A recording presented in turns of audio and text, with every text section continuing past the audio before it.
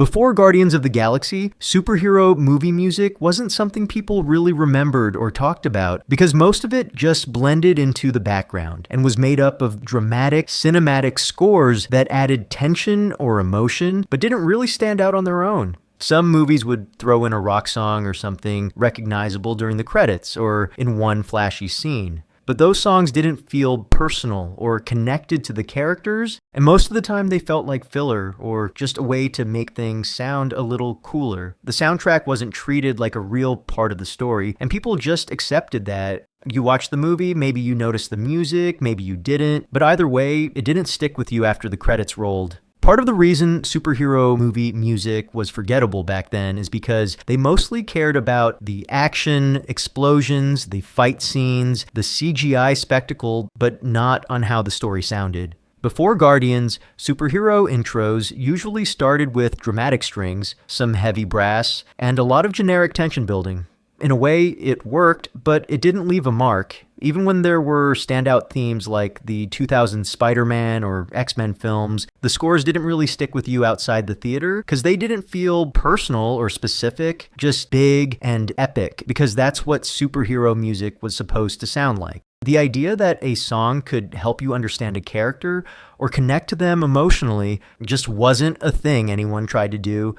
It's not that music wasn't present, it's that it wasn't trusted to do anything beyond setting the mood. So when Guardians finally did the opposite and let music take the spotlight, it felt like a shock to the system, and it showed people that superhero movies could be just as emotionally driven by sound as they were by spectacle. Once Guardians showed that a soundtrack could be just as iconic as the movie itself, other studios started trying to do the same thing. So suddenly you had trailers and movies packed with retro songs or needle drops that were clearly meant to recreate that same vibe, but a lot of them didn't land because they thought the magic came from the music alone and not from how it was used. In some of these movies, the songs felt random or forced because they weren't tied to the characters and there wasn't any emotional reason for them to be there. They were just added for style, hoping the audience would get hyped just because they recognized the track. But Guardians didn't just throw in good music. It built entire character arcs and emotional moments around those songs,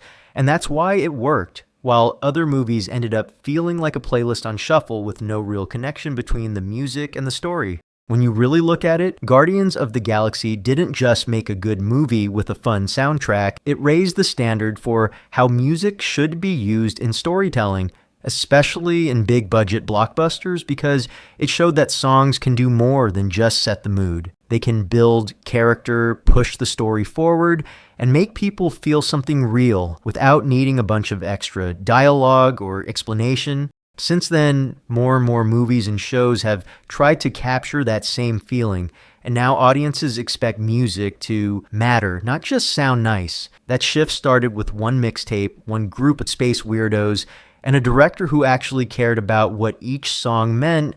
Then Guardians of the Galaxy came in and completely flipped that idea because instead of treating music like a background element, it made the soundtrack feel like part of the movie's heart. And you could see that from the first real scene when Peter Quill is dancing through some abandoned alien ruins while listening to Come and Get Your Love. That moment immediately told you he's not just some serious space hero, but someone who carries a bit of Earth with him wherever he goes. And that cassette tape he's listening is something his mom gave him before she died. And it's basically the last thing he has to remember her by. Every song on that tape means something to him emotionally, and because the movie ties those songs so closely to his character, the audience ends up feeling that connection too, and the music starts feeling like a window into who Peter is and where he came from.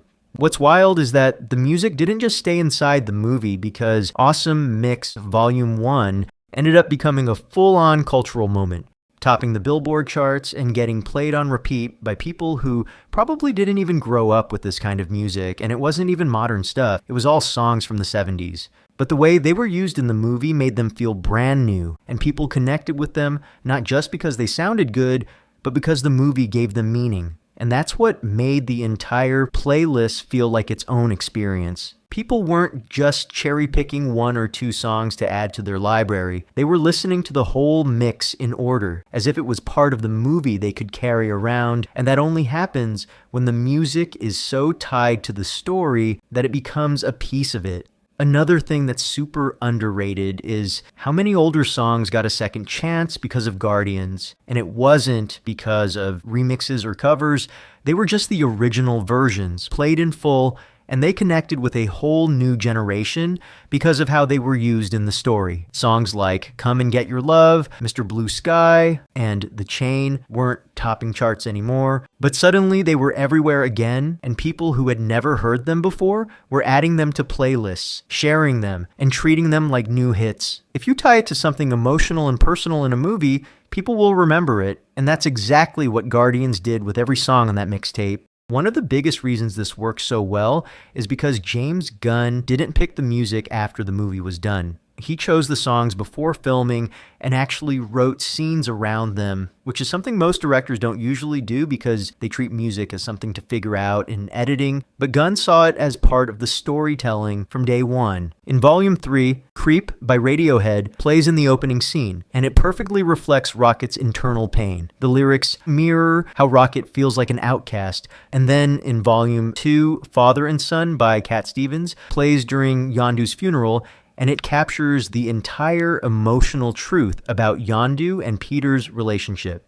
The song is about a father trying to explain life to his son, and a son struggling to understand his place in the world. Even though Yondu and Peter never said "I love you" out loud, the song says it for them. Another example from Volume 2 is The Chain by Fleetwood Mac, which plays twice in the movie. The first time it feels like the chain is starting to break, symbolizing tension and separation, but the second time, it plays during one of the most intense moments, showing that despite everything, the chain between the Guardians won't break. The music isn't just playing in the background, it's driving the energy, the performances, and even the emotional beats, which makes the whole thing feel way more alive. What makes this even better is that Gunn didn't just get lucky with the first movie, he kept that same energy going in Volume 2 and Volume 3, and he pushed it even further by making the songs feel even more personal and meaningful. Especially in the second one, where tracks like The Chain and Brandy weren't just about tone, they were literally tied into the story, with the lyrics reflecting Peter's issues with family, loyalty, and identity. Then in Volume 3, the music evolved again because Peter now had a Zune instead of a Walkman, so the soundtrack expanded to include music from the 90s and early 2000s, which made sense because the characters were changing, the story was moving forward, and the music moved with it. That shift felt natural, and it kept the idea that the soundtrack grows with the character, which is something most other franchises don't even think about. That moment when the music hits at just the right time and adds something extra that dialogue or visuals couldn't do on their own. Anyway, let me know what you guys think and make sure to like and subscribe while you're at it.